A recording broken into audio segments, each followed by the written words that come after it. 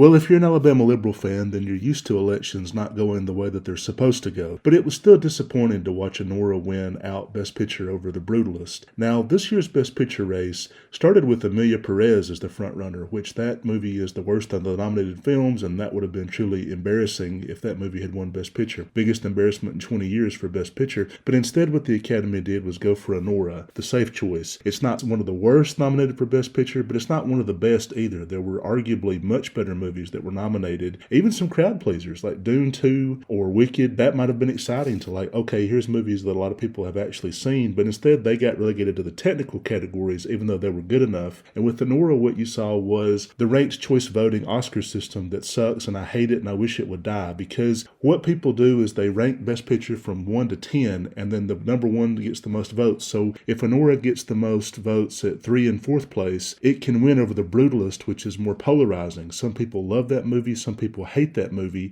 and it's just totally wrong to have a Best Picture choice like this, because a movie with a really passionate following that some people think about for days on end, they become obsessed with it, they can't break through to Best Picture anymore, and instead you get something like Anora, which doesn't have anything to say, it's not relevant, the director doesn't know what to say. Last night he gave 4 different acceptance speeches for editing, screenplay, directing, and then a small one at the end for producing the film for Best Picture. He never made any political allusions, never said anything relevant to what's happening in the world. He advocated for movie theaters. Oh wow, a director who wants you to watch his movies in a movie theater, even though he's never made a movie where the theatrical experience is any different than the at-home viewing experience. For his movies, it makes no difference. Whereas with The Brutalist, it did make a difference. You were enraptured by what the director was trying to show you, his viewpoint, his vision. For Dune Part 2, the movie doesn't play as well at home as it did in a movie theater. And so there were some Best Picture nominees that really do benefit from the theatrical experience, but Anora wasn't one of them. I kind of had forgotten I had seen that movie 2 or 3 days after it was over.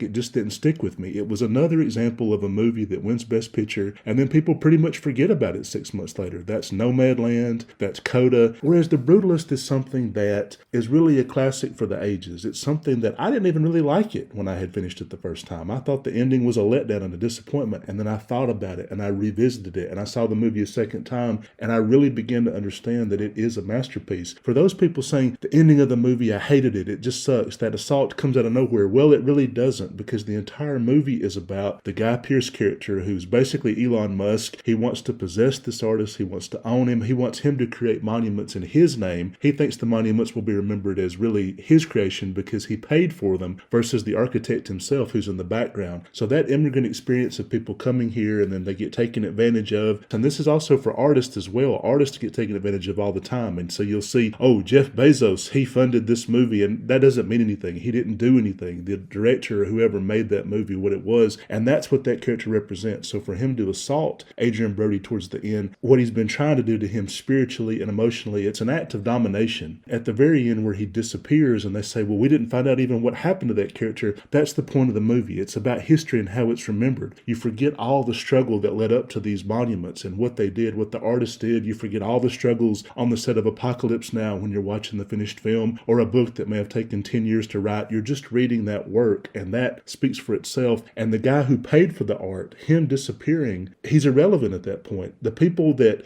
try to dominate artists, they're forgotten about. Only the artist and their work are remembered. Outside the New York City Ballet, it may say David Koch right now, but he will eventually be forgotten about. He slapped his name on the side of a building, and when they need to raise money again, there'll be a different name on the side of the building. He will disappear, whereas the ballets they're performing, the people who wrote those, they will live forever because that's their work. So Laszlo Toth accepting an award at the end, that's showing that his buildings are his, and they remember them as such. And then the person who funded the work, we don't even know what happened to them because they've been forgotten. Great message to be putting out there right now, and it's also the truth. If you understand why they chose some of the things at the very end that they did, the ending is a lot better than people think it is. As he says, it's about the destination, not the ultimate journey. We get involved with these characters, we struggle with them, we see what they go through, and I just never felt that strong of a connection. With Anora, it's immediate, it's flash in the pan, it's happening right now, everything feels instantaneous, and then a few days later you've forgotten. The Brutalist, I leave the theater disappointed almost the first time, but then days later I'm remembering, oh yeah, that was brilliant, this was good. I couldn't get it out of my head, it's haunting, and because because of the ranked choice voting system that no longer prioritizes that experience, that's why we keep getting these really mediocre best pictures. I would like to see that system end, but whatever you do, make no mistake, The Brutalist was the best picture of the previous year.